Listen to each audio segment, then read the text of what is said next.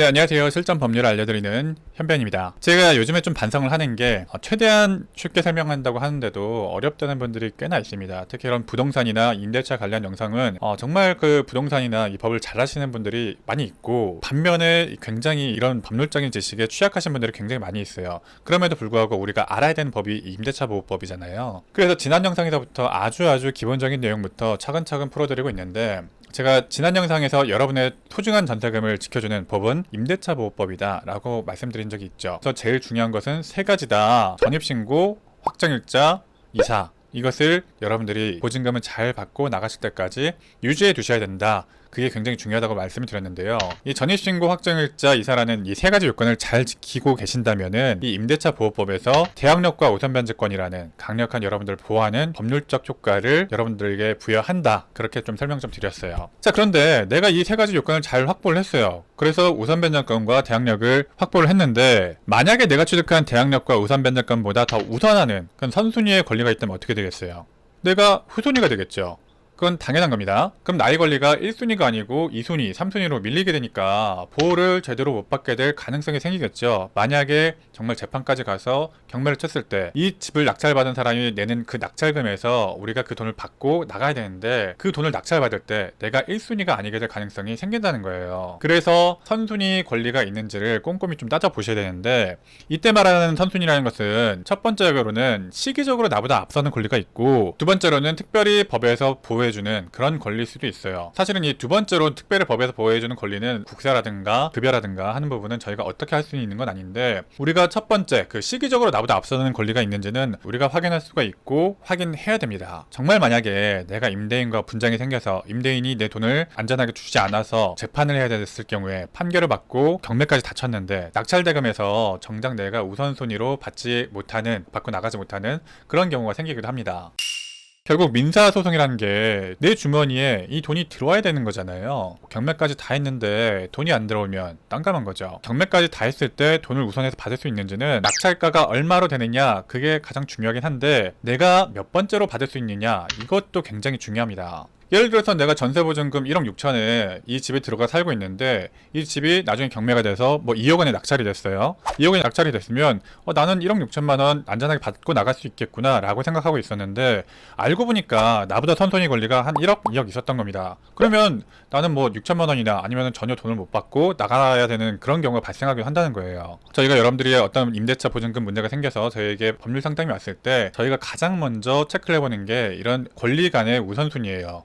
지금 봤을 때 재판하면은 여러분의 권리가 몇 순위이기 때문에 돈을 받을 수 있다, 없다, 이걸 가장 먼저 체크해 보이는데, 법률 상담 훨씬 이전부터 여러분들이 그 집에 계약하고 이사 들어가 사는 순간부터 내 대항력과 우선변제권보다 우선하는 권리들이 있느냐 없느냐는 이미 정해져 있는 상태입니다.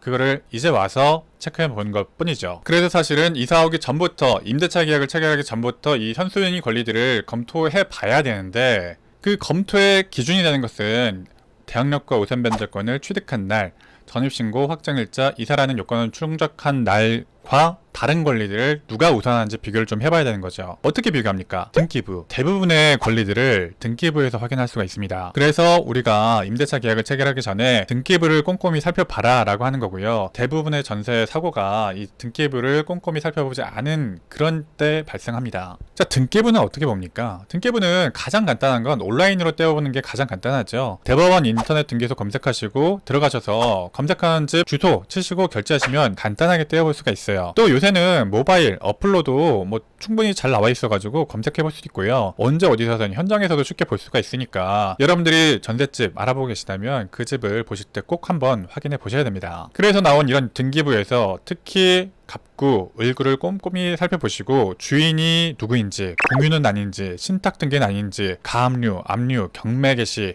이런 건 없는지, 또 을구에서는 선순위 근저당이 없는지, 제가 이렇게 말씀드리지만 좀 어려운 단어를 지금 말씀드렸는데, 이런 어려운 단어의 뜻이 뭔지는 지금 중요한 게 아니고 이런 게 등기부에 있는지 없는지를 살피는 게 중요한 겁니다. 이런 것이 있으면 여러분들이 조금 더 고민을 좀 해보시고 알아보셔야 되는 그런 집인 겁니다. 사실은 요즘에는 너무너무 이상한 케이스들이 많이 있고 전세 사고 관련된 흉흉한 얘기들이 좀 많죠. 그래서 등기부를 꼼꼼히 보고 들어갔는데도 문제가 생기는 경우가 정말 간혹 있긴 해요.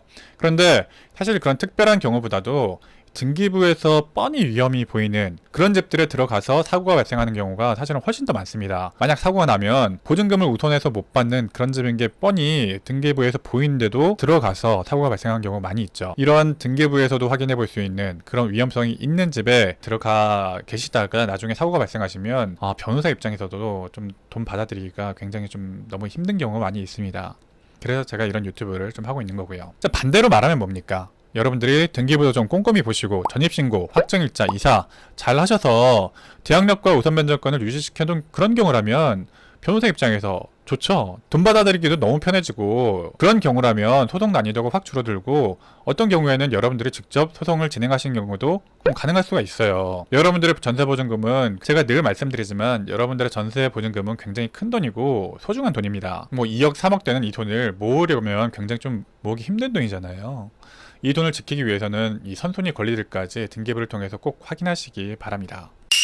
결국 우리가 가장 신경을 많이 쓰고 중요한 건 우리가 나중에 법적 조치를 하고 돈을 안전하게 받아갈 수 있느냐 이거잖아요. 어떤 법적 조치를 할 수 있고 또 안전하게 돈을 받을 수 있는지, 내가 선순위로 돈을 받아갈 수 있는지는 결국 이 등기부를 꼼꼼하게 확인했느냐와 이 대항력과 우선변제권 그 요건들을 잘 유지해 뒀느냐 거기에 달려있는 거기 때문에 여러분들이 꼼꼼히 좀 따져보시고 등기부도 잘 보시고 이 대항력 우선변제권을 잘 유지시켜 놓기 바랍니다. 네, 오늘도 저는 실전 법률을 알려드리는 현변이었고요. 이 내용이 도움이 되셨다면 구독과 좋아요 한 번씩 눌러주시기 바랍니다. 오늘도 사기당하지 마시고 좋은 하루 되시기 바랍니다.